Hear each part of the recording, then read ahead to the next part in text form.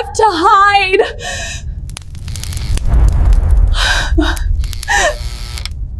They say freedom has a price. Most people think that price is money, a number on a check, a balance in an offshore account. But Elena Croft knew the truth. As the freezing rain of a London storm hammered against her skin, she knew that the currency of freedom wasn't gold or Bitcoin. It was blood. And tonight, she didn't know if she had enough of it left to pay the toll. Rainwater swirled through the cracks of the dirty cobblestones in the narrow Southwark alley, mixing with the oil and muck of the city. It washed over a diamond choker that lay abandoned in the mud, the platinum links twisted like a dead snake. The stones caught the reflection of a flickering street lamp above, a sharp, artificial sparkle amidst the filth. A pair of bare, bleeding feet stepped past the diamonds, trembling against the freezing stone. Elena didn't even look down at the jewelry. Yesterday, that necklace had been worth more than most people earned in a decade. Tonight, it was dead weight. Elena stood framed against the towering, dark silhouette of London, her breath ghosting out in white clouds before her face. Her couture evening gown, a silver masterpiece that had dazzled the cameras only hours ago, was now ruined.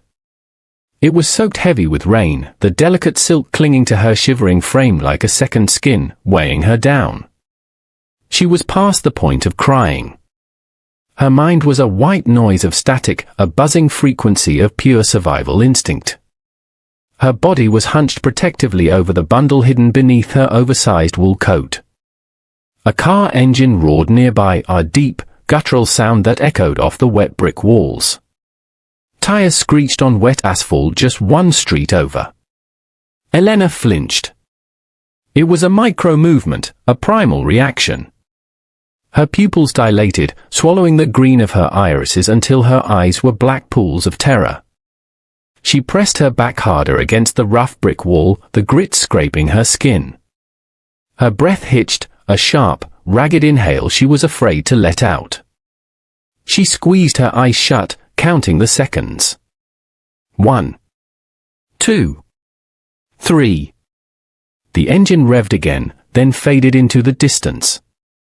Slowly, agonizingly, she peeled back the wet lapel of her coat.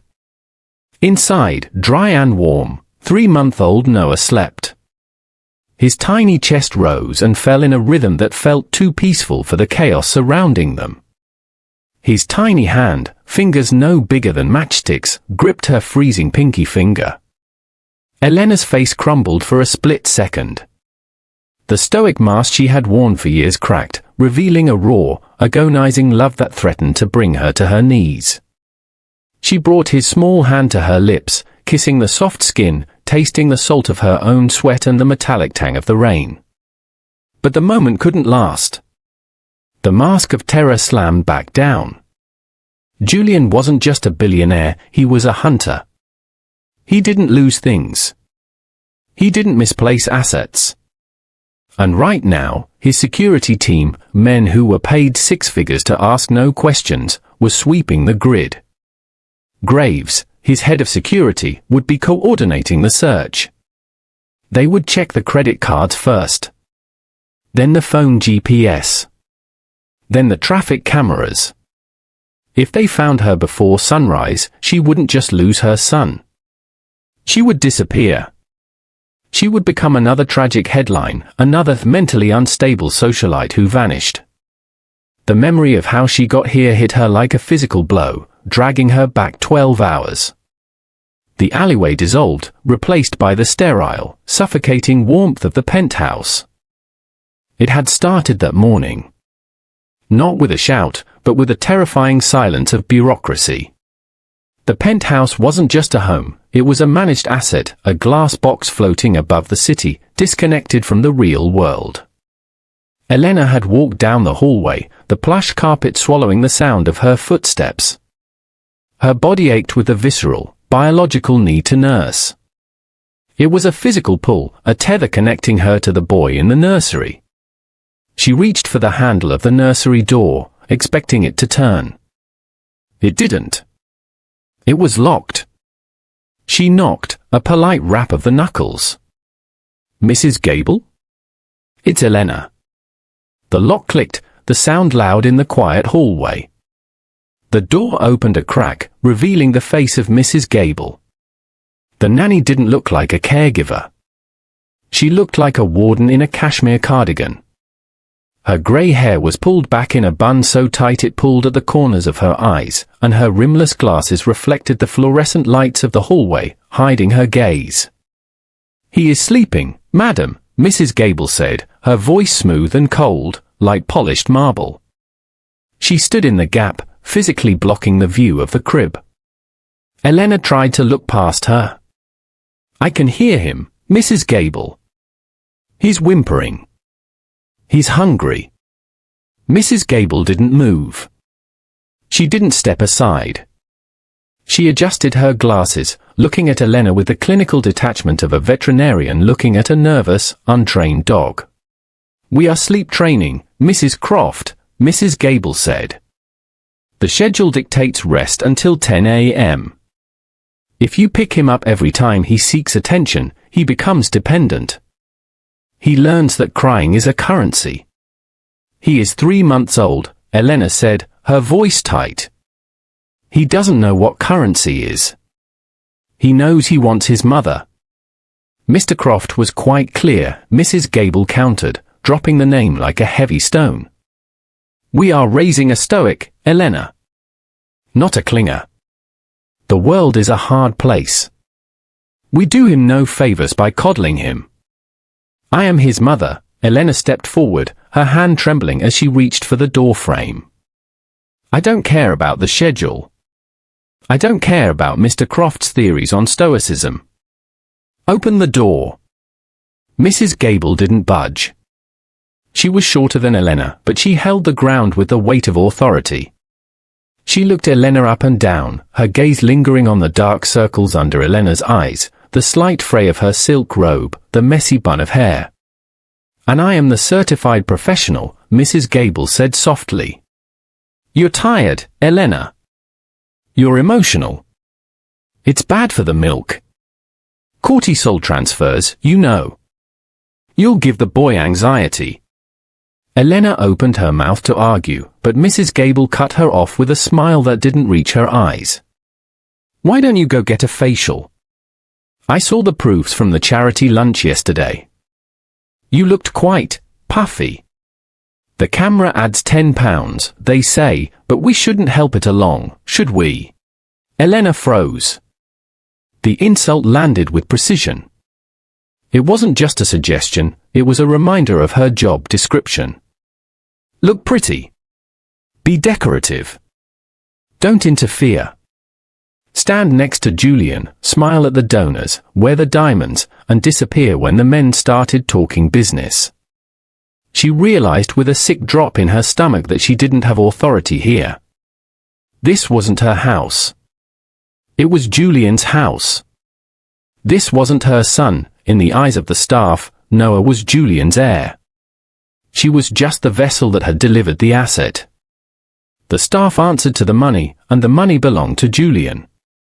"Go rest, Mrs. Croft," Mrs. Gable said, and gently, firmly, closed the door in Elena's face. The click of the lock turning again echoed like a gunshot. Elena stood in the hallway, staring at the whitewood. She pressed her hand against the door, listening. She could hear Noah crying a soft, rhythmic wail that tore at her heart. She wanted to scream. She wanted to kick the door down. But she didn't. Years of conditioning, years of Julian's subtle corrections and cold stares, held her in place. She turned and walked away, her hand shaking, telling herself it was just for today. Just one more day of the schedule. She didn't know then that the schedule was the least of her problems. By evening, the suffocation had turned into panic. The dinner party was a theater of cruelty, staged in the main dining room with its floor-to-ceiling windows overlooking the Thames.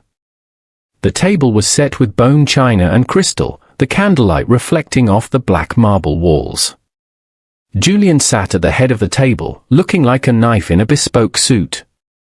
His black hair was slicked back, his jawline sharp enough to cut glass. He didn't look like a father, he looked like a predator at rest. Elena sat miles away at the far end of the table, separated from her husband by 12 feet of mahogany and an ocean of silence. The guests, Senator Vane and his wife, a silent, nervous woman, were laughing at something Julian had said. The sound was shrill, echoing off the hard surfaces, but Elena felt like she was underwater. The sounds were muffled, distorted. Her chest was tight, her breasts aching with the need to feed Noah, her body screaming that something was wrong. Physics implies rules, Julian was saying, swirling his vintage wine in the crystal glass. The red liquid coated the sides like blood. I prefer leverage. Rules are for people who can't afford lawyers. The senator chuckled, a dry, sycophantic sound. Always the pragmatist, Julian. That's why your stock is up 12% this quarter. Growth is easy, Julian said, taking a sip. Control is the art form. A faint, muffled cry echoed from down the hall. It was barely audible over the clink of silverware, but Elena heard it. Her head snapped up, her eyes darting toward the corridor leading to the nursery. The nanny had promised he would sleep. Why was he screaming? That wasn't a sleep cry. That was fear. Did you hear that? Elena whispered, her voice cutting through the laughter. The table went silent. Julian paused, his wine glass halfway to his mouth. He didn't look at the hall. He looked at Elena, his eyes cold and flat. Hear what, darling? Julian asked. The sound of the Nasdaq closing. No, Elena said, pushing her chair back. The leg screeched against the marble floor, a violent sound in the polite room. It's Noah. It's a pain cry. Something is wrong. She started to rise, her napkin falling to the floor. I just need to check. Julian's hand shot out. He moved faster than a man of his size should be able to move. He gripped her wrist under the table, his fingers clamping down over the delicate bones. Hard. The sudden violence froze her breath. He squeezed, grinding the bones together, sending a shockwave of pain up her arm. But above the table, his face remained perfectly calm, a smile plastered on his lips for the benefit of the senator. You will sit, Julian whispered, his voice low, audible only to her. The nanny is paid £40,000 a year to handle pain cries. You are paid to handle this table. Do not make me repeat myself. He needs me, Elena pleaded, her voice cracking, tears pricking her eyes. Julian, please. You're hurting me. He needs a mother who isn't falling apart, Julian hissed, his thumb digging into the soft flesh of her pulse point. Look at you. You're trembling. You're hysterical. Sit down, Elena. You're making a scene. He released her wrist with a shove. Elena fell back into her chair, gasping for air. She rubbed her wrist below the tablecloth, feeling the bruise already beginning to form. Across the table, the senator's wife looked away, pretending to admire the flower arrangement. She saw it. She knew. But she wouldn't say a word. That was the code of their world. You didn't see the bruises on the trophy wives. You only saw the diamonds. Elena Saturday. Shame burned hot up her neck, a flush that had nothing to do with the wine. She realized, with a clarity that terrified her, that she wasn't a wife. She wasn't a partner. She was an employee failing a performance review. And Julian was getting ready to fire her. The humiliation of the dinner party bled into the silence of the library an hour later. The guests had gone, their limousine spiriting them away to other parts of London where the ugliness of domestic life didn't intrude. The penthouse was quiet now, a silence that felt heavy, like the air before a thunderstorm. Elena stood in the doorway of the library. It was a cavernous room lined with first edition books that Julian had never opened. A fire crackled in the marble hearth, casting long, dancing shadows against the walls. Julian stood by the mantel, swirling a glass of amber scotch. He was scrolling through his phone, his face illuminated by the blue light of the screen, his expression one of utter boredom. He didn't look up when she entered. He treated the moment not as a marital crisis, but as an expired contract he was waiting to shred. "You look terrible," Julian said finally, sliding his phone into his pocket. He turned to face her, his eyes scanning her tear-stained face and the bruise forming on her wrist with mild distaste. "It's bad for the brand, Elena. We are selling a lifestyle of effortless perfection. You are currently advertising a nervous breakdown." Elena took a step forward, her legs feeling heavy. "I want to talk about Noah. I want to talk about Mrs. Gable." "No," Julian interrupted, walking to his massive mahogany desk. He opened a drawer and pulled out a single sheet of paper, a check. He slid it across the polished wood. "We are done talking. The merger is complete." Elena stared at the paper. It was a check made out to her name. The amount was staggering, £1 million. "What is this?" she whispered. "A severance package," Julian said, taking a sip of his scotch. "I've spoken to legal. If you sign the non-disclosure agreement tonight, the money is yours. You leave. You start over. You buy a nice flat in, I don't know, Manchester? Somewhere quiet." Elena looked from the check to his face, unable to comprehend the words. "Severance? I'm your wife, Julian. Not your secretary. Is there a difference?" Julian asked, his voice chillingly calm. He set his glass down. "Let's be honest, darling. You traded your youth and beauty for my security. It was a transaction. A fair one, at the time. But you're not fulfilling your end of the deal anymore. You're sullen. You're tired.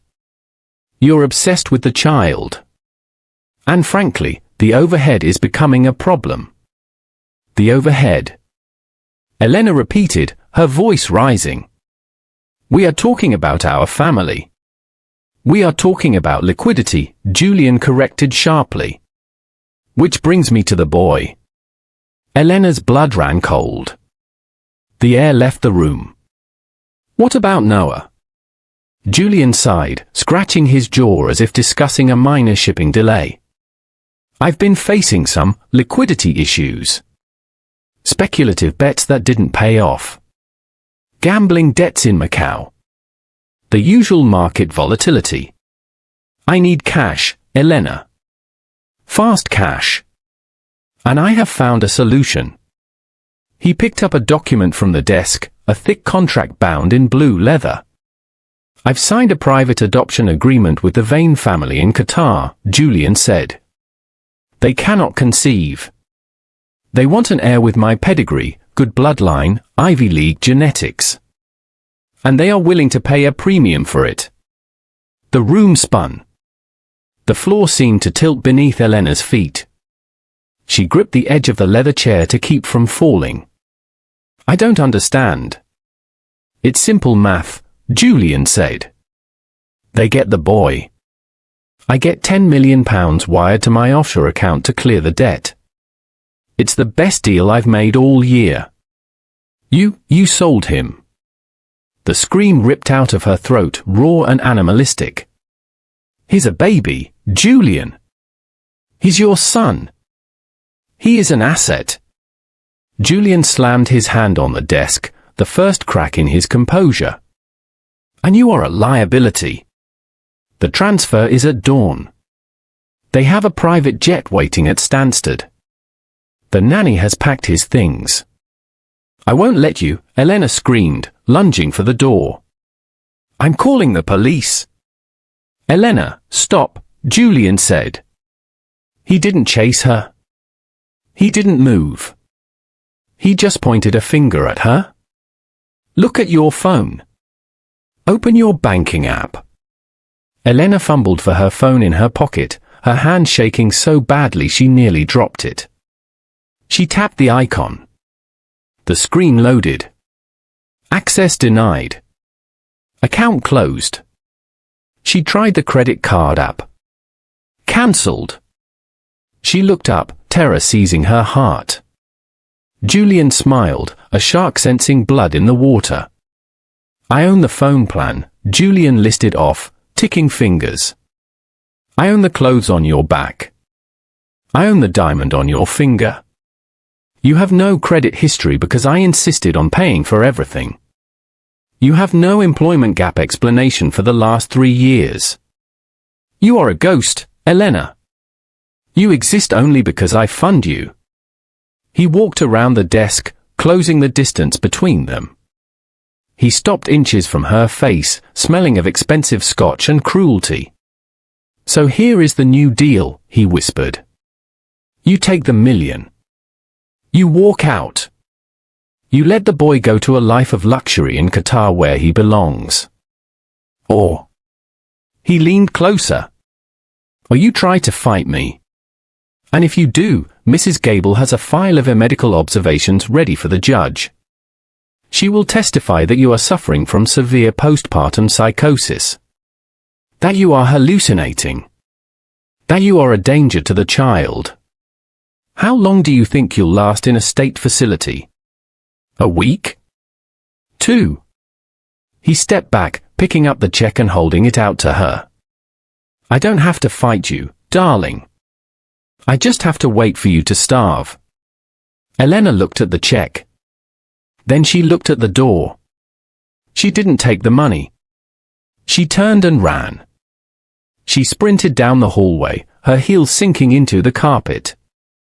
She didn't go to the front door, Graves was guarding the elevator. She went to the service entrance in the kitchen. She burst into the nursery.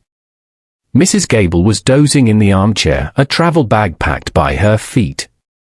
Elena snatched Noah from the crib. He stirred, letting out a soft cry, but she pressed him to her chest, shushing him frantically. Mrs. Gable's eyes snapped open.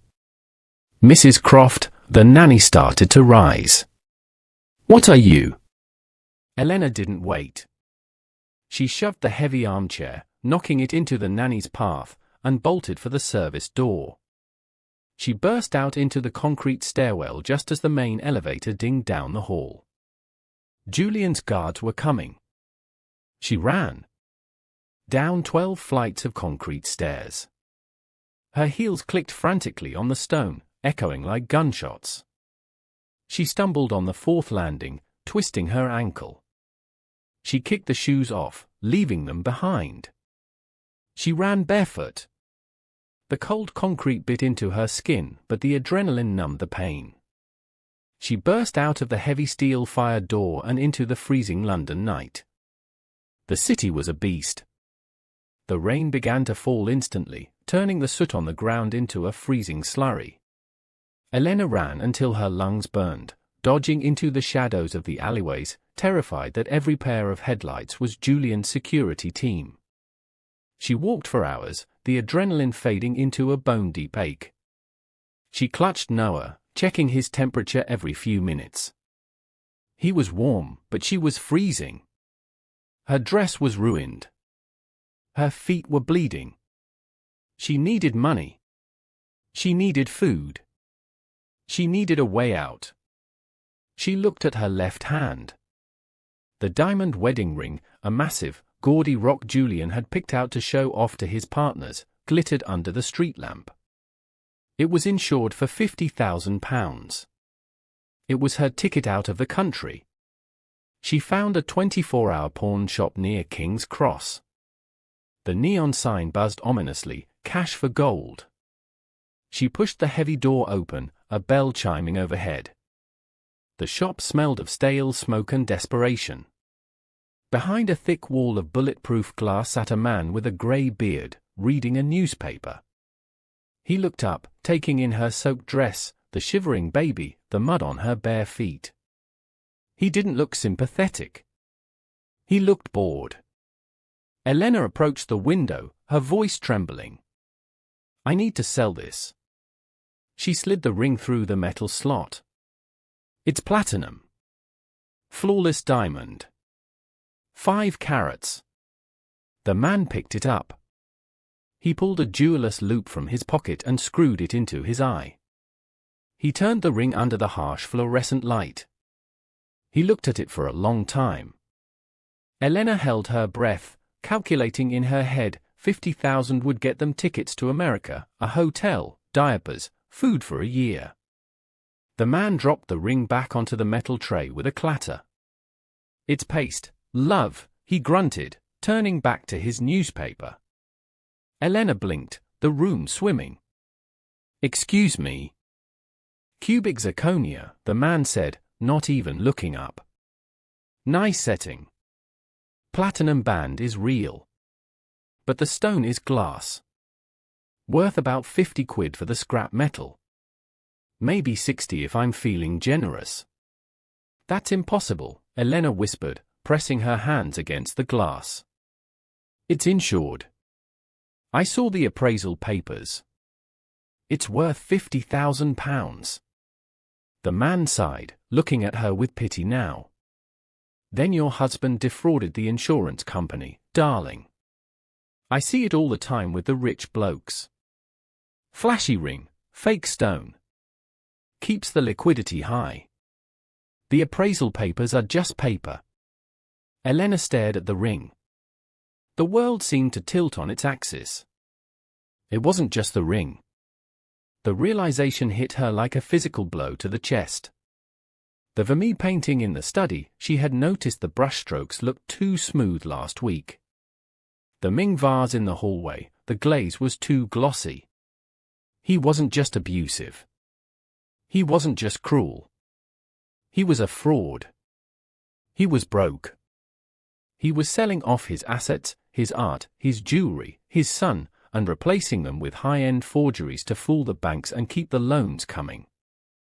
He was building an empire on sand. She grabbed the fake ring, her knuckles turning white. She didn't cry. The tears evaporated, replaced by something hotter, sharper. A cold rage settled in her chest, steadying her shaking hands. She didn't need a diner. She didn't need charity. She didn't need to run. She needed to burn him to the ground. She turned to the pawnbroker, her eyes hard. "Where is the nearest taxi stand?" "Just round the corner," the man said, watching her carefully. "You all right, love?" "No," Elena said, clutching the fake ring like a weapon. "But I'm going to be." She walked out into the rain. She hailed a cab with her last £20, cash she had hidden in her phone case for emergencies. She climbed in, looking at the driver in the rearview mirror. "Where to, love?" Elena looked at the city skyline, finding the distant lights of the warehouse district. "Vance auction." We will return to the alleyway in just a moment. But first, if you are rooting for Elena to take down this empire, please hit the subscribe button. It helps us create more cinema-length stories for you every week. Now, back to the revenge. "Vance Auctions," she said. "Take me to the loading dock." The cab dropped her off at the service entrance of Vance Auctions in Shoreditch. The building was a massive, converted Victorian warehouse, looming dark against the rainy sky. Unlike Julian's sleek glass towers in the city centre, this place felt industrial, functional. It smelled of wet concrete, diesel fumes, and old money. Elena paid the driver her last £20 and stepped out into the downpour. She was soaked to the bone, her ruined couture gown heavy with water, mud splashed up to her knees. She clutched Noah tight under her coat, shielding him from the elements. He was finally sleeping, exhausted by the night's chaos. The loading dock was bustling, even at 2 a.m. Arc lights cut through the rain, illuminating art handlers in jumpsuits carefully moving massive wooden crates off a climate-controlled truck. A security guard in a high-vis jacket spotted her immediately. "Oi! Miss," he shouted over the noise of a forklift. "Private property. Clear off." Elena didn't stop. She walked straight toward the center of the activity, her bare feet slapping on the wet concrete. The guard jogged to intercept her, putting a hand out. "Are you deaf, love?" I said clear. "I'm here to see Ethan Vance," Elena said, her voice hoarse but steady. The guard laughed. "Yeah, and I'm here to see the Queen. Mr. Vance is busy. Hop it before I call the police." "Tell him," Elena said, locking eyes with the guard, summoning every ounce of the imperious tone she had learned watching Julian berate waiters, "that Elena Croft is here. Tell him I have the inventory." The name Crofter made the guard pause. In this world, the world of high-stakes art and shipping, the Croft name was royalty, even if it was hated royalty. He hesitated, then keyed his radio, muttering something into his shoulder mic. A moment later, a man emerged from the cavernous warehouse entrance. Ethan Vance looked nothing like the tech billionaires in magazines. He wore oil-stained work jeans, steel-toed boots, and a tight thermal shirt that showed the definition of his arms. His hair was messy, and his jaw was covered in dark stubble. He looked rough, dangerous, and completely at home in the chaos of the docks.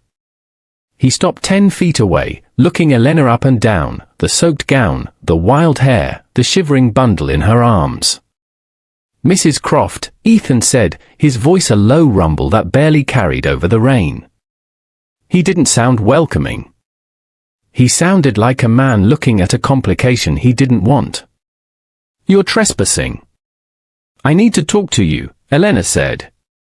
Julian sent his wife to do his dirty work now. Ethan scoffed, wiping rain from his face.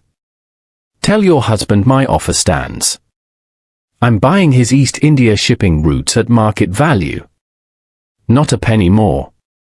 "Julian didn't send me," Elena said, taking a step closer. "I left him." Ethan's brows drew together. He looked at the baby hidden in her coat, then back to her face. The hostility didn't leave his eyes, but curiosity crept in. "Look at you," he said cruelly. "The princess in the tower, dragged through the mud. What happened, darling? Did the platinum card decline?" The insult stung, but Elena didn't flinch. She reached into her pocket and pulled out the massive diamond ring. It glittered under the harsh arc lights. "I need to know something," Elena said, holding the ring out.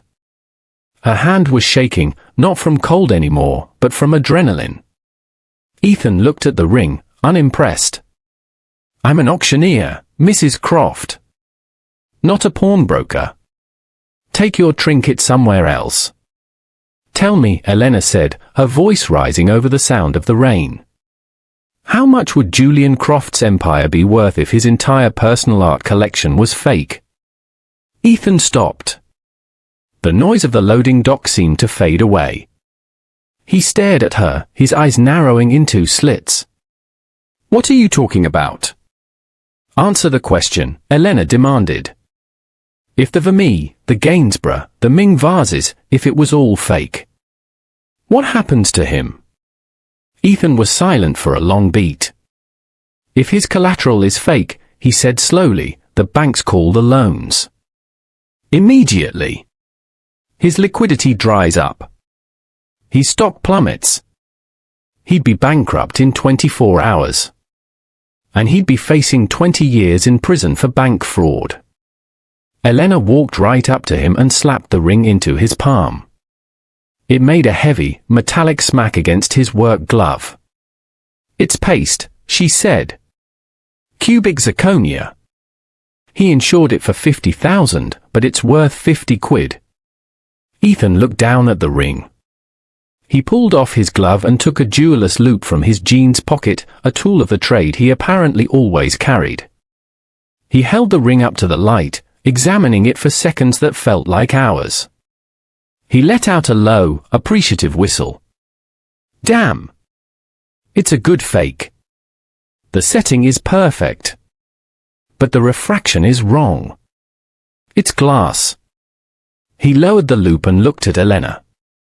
The pity and mockery were gone from his eyes. They were replaced by a razor-sharp intensity. He was looking at her not as Julian's wife, but as an asset. "Why come to me?" he asked. "Because you hate him," Elena said simply.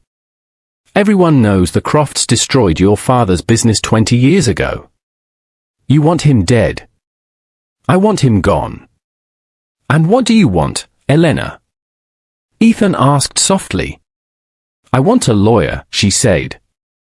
"The best custody lawyer in London.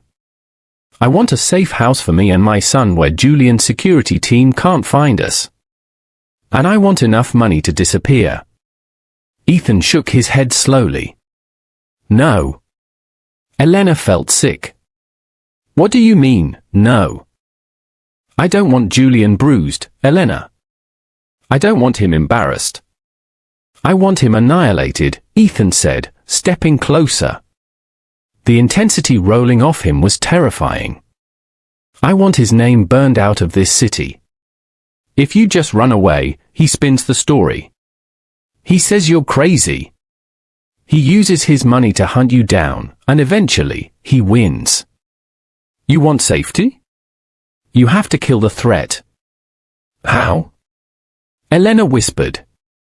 "The gala is tomorrow night," Ethan said. "All his investors, all the banks, the entire press corps will be there. We don't just leak this to the papers. We walk onto that stage and we execute him on live television." "I can't," Elena panicked, clutching Noah tighter. "He'll have security. It's too dangerous with the baby." "I'll handle security," Ethan said. "But you have to be the one to hold the knife. You know the art. You know the house. You're the witness."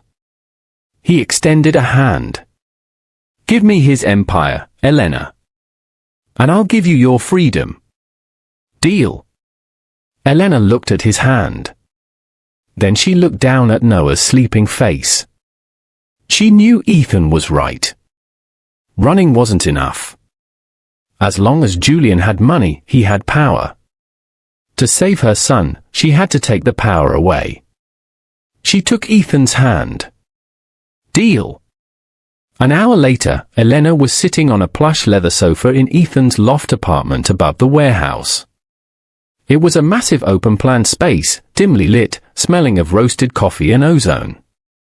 One entire wall was a whiteboard covered in shipping routes and stock tickers.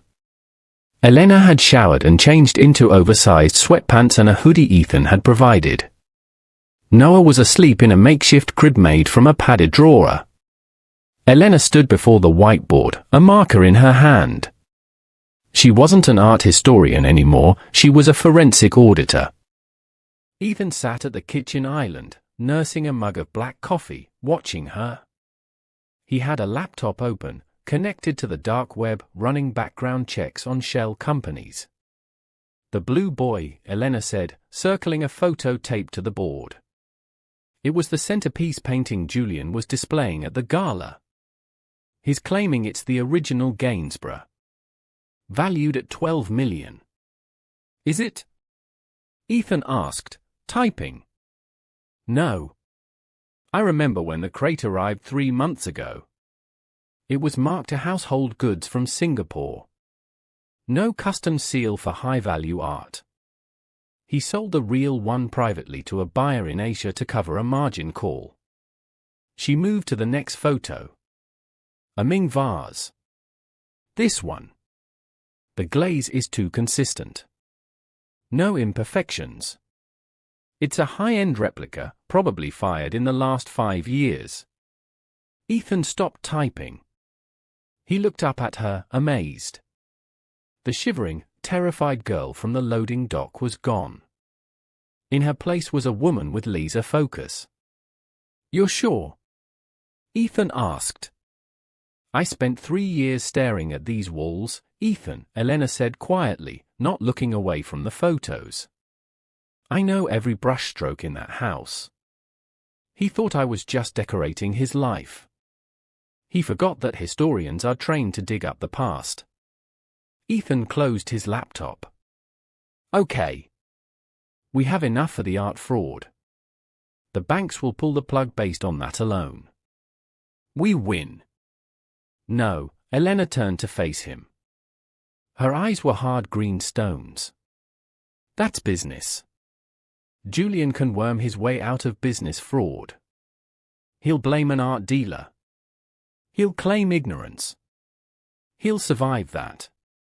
She walked over to her discarded coat and pulled out her phone.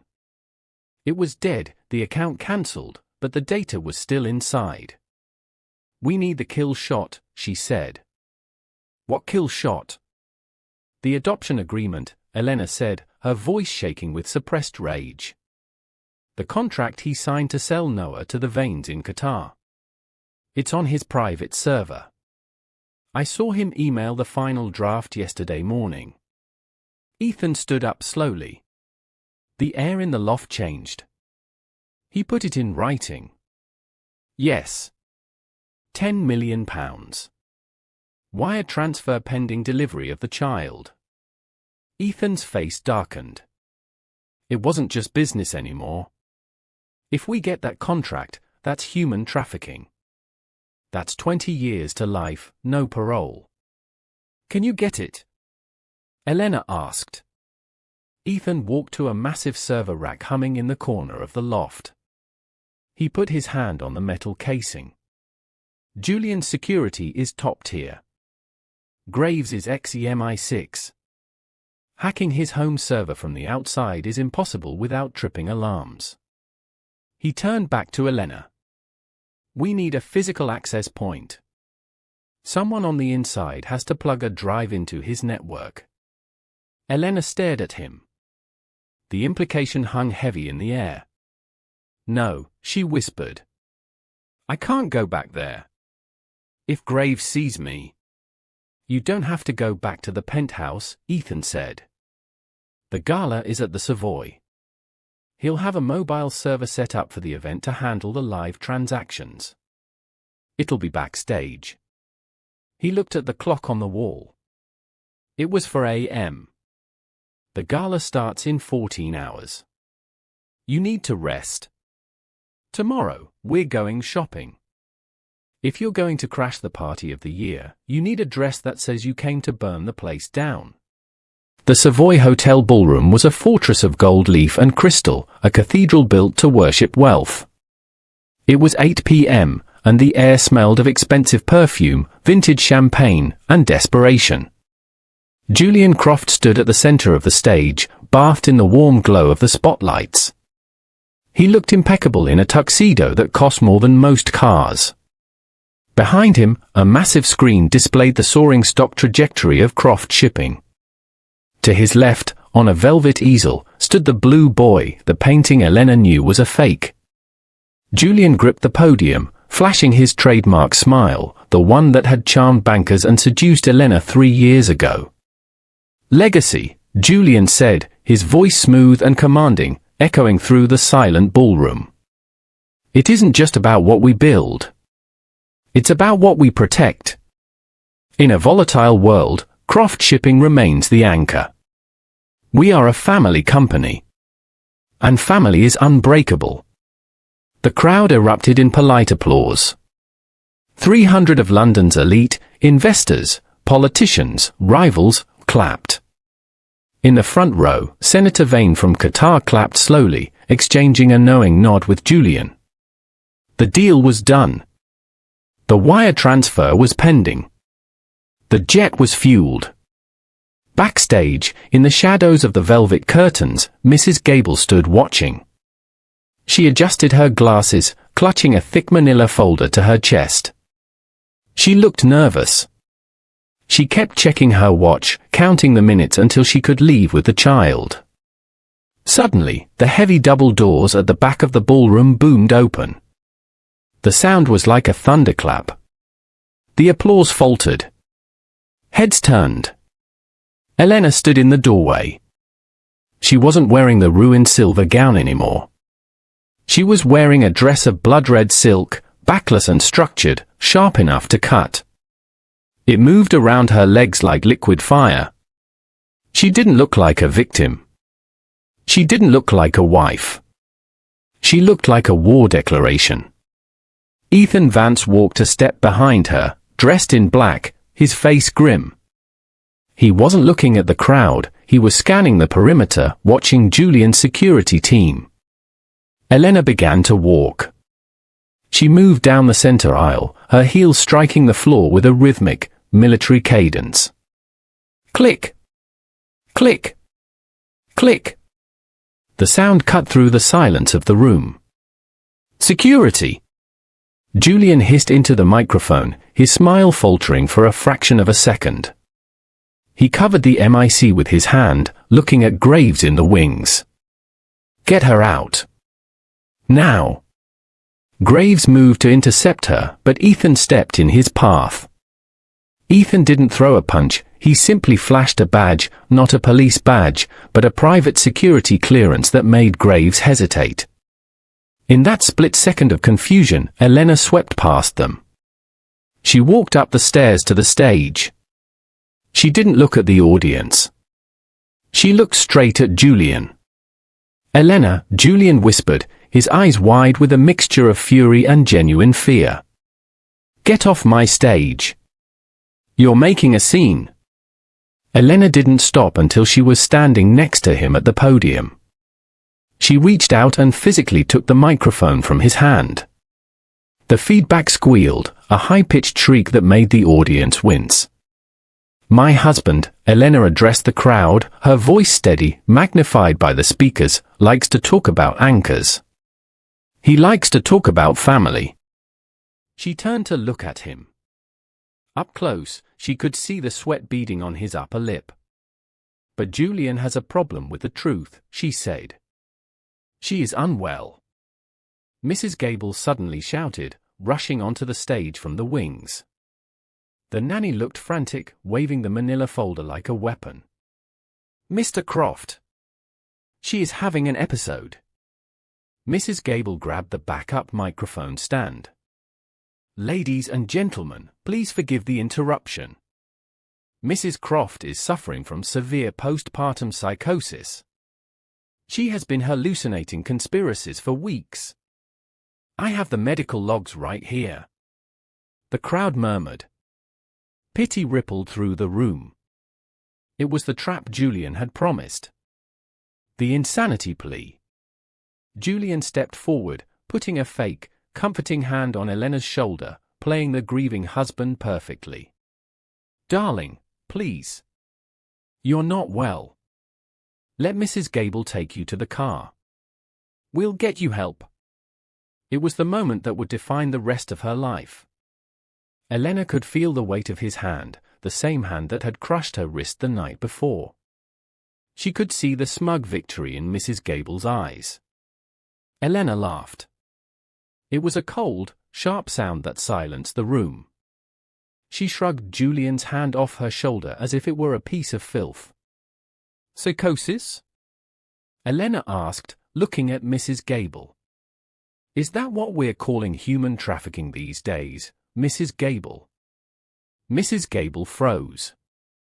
Elena turned to the massive screen behind them. She pulled a small remote from her clutch, a remote Ethan had synced to the backstage server 5 minutes ago. The nanny claims I am hallucinating, Elena told the crowd. She claims I am paranoid. Let's look at the evidence. She clicked the button. The stock charts vanished. In their place, a document appeared. It was a high-resolution scan of a contract. The header read, Private Adoption Agreement. This is the contract Julian Croft signed yesterday morning, Elena's voice rang out, hard as steel. Merchandise, Noah Croft. Age, 3 months.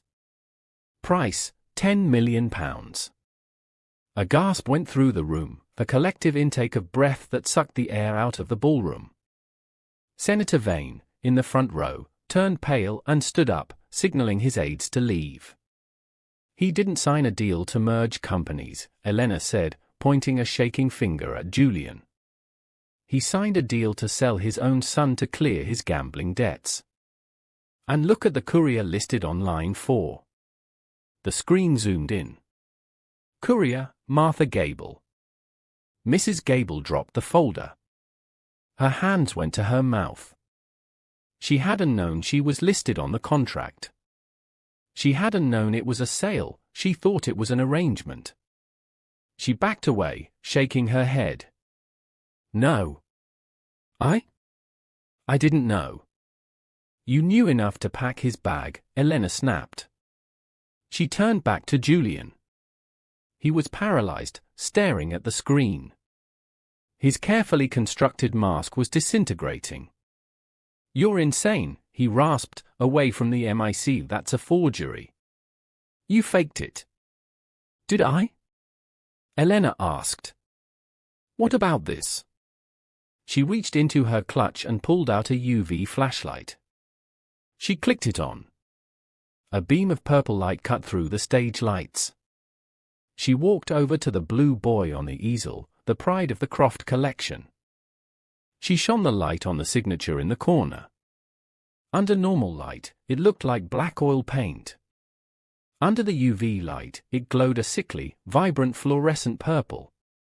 Thomas Gainsborough died in 1788, Elena told the hushed room.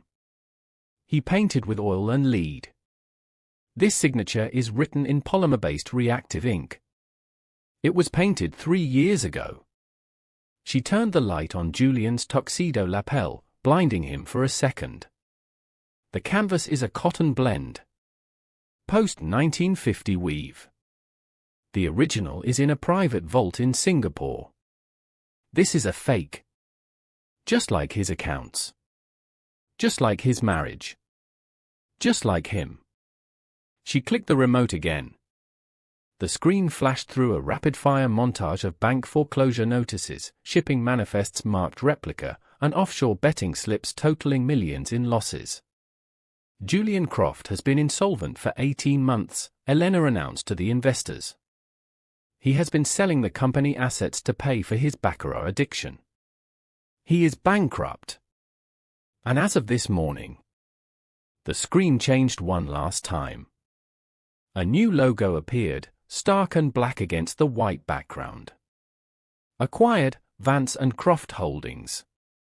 I bought your debt this morning, Julian, Elena whispered, leaning in close so only he could hear. Ethan Vance fronted the cash, but the name on the deed is mine. I own the ships. I own the house. I own the stage you're standing on. And I own the nanny's pension fund. Julian looked at the crowd. They weren't clapping anymore. They were taking photos. They were calling their lawyers.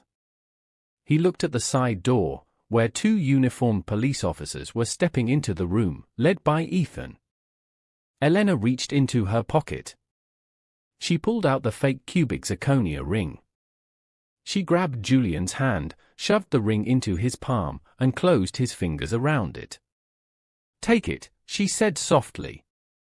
It's the only thing you have left. Elena, Julian pleaded, his voice cracking, the arrogance finally gone. Please. We can fix this. We're a team. Run, Julian, she said, her eyes dead. Before I call the police for insurance fraud, too. Julian looked at the approaching officers. The fight left him. He was a rat trapped in a corner. He didn't dignify the moment with a speech. He turned and scrambled off the stage, knocking over the fake painting in his haste. He burst through the fire exit, disappearing into the alleyway, running from the wreckage of his life. The police didn't chase him immediately. They stopped to talk to Ethan. Elena stood alone on the stage. The silence stretched out, heavy and final. She looked out at the sea of faces, the people who had ignored her, dismissed her, watched her drown at dinner parties for years. She dropped the microphone. It hit the floor with a heavy thud. She turned and walked off the stage, her red dress trailing behind her like blood in the water. The sun was rising over London. The storm had broken, leaving the sky a bruised purple and gold. Elena stood on the balcony of Ethan's penthouse. The wind whipped her hair across her face, but she didn't feel the cold. Inside, in the living room, Noah was asleep in a real crib this time. Safe. The glass door slid open. Ethan stepped out, holding 2 glasses of champagne. He looked tired but victorious. The police picked him up at Heathrow, Ethan said quietly, handing her a glass. He was trying to board a flight to non-extradition territory. He's in custody. No bail. Elena nodded, staring out at the skyline. And Mrs. Gable turned state's witness about 5 minutes after the handcuffs went on, Ethan said. She's singing like a bird to save her own skin. You got everything, Elena. Full custody. The assets. The freedom. I got everything, Elena repeated hollowly. Ethan moved closer, standing beside her at the railing. You saved him. You did what you had to do. Did I? Elena asked. She looked at her hands. They weren't shaking anymore. They were steady. But they felt different. They felt like they belonged to a stranger. I sold his company. I destroyed his name. I humiliated him in front of the world, Elena whispered. He tried to sell your son, Ethan reminded her hard. He was a monster. I know, Elena said. She turned to look at her reflection in the glass door. The woman staring back wasn't the soft, hopeful art student she used to be. That girl died in the alleyway. The woman in the glass was sharp, jagged, and dangerous. He spent his life selling beautiful forgeries, she said softly. I spent mine searching for the truth. I exposed his lies. I destroyed his empire. I took his son. She took a sip of the champagne. It tasted bitter. But looking at the wreckage I left behind. Elena turned back to the dark horizon. I have to ask myself, at what point does the victim become the villain? Stories like Elena's remind us that freedom isn't given, it's taken. If you want to hear more stories about survival, justice, and the dark side of human nature, subscribe to the channel. We upload a new cinema-length story every week.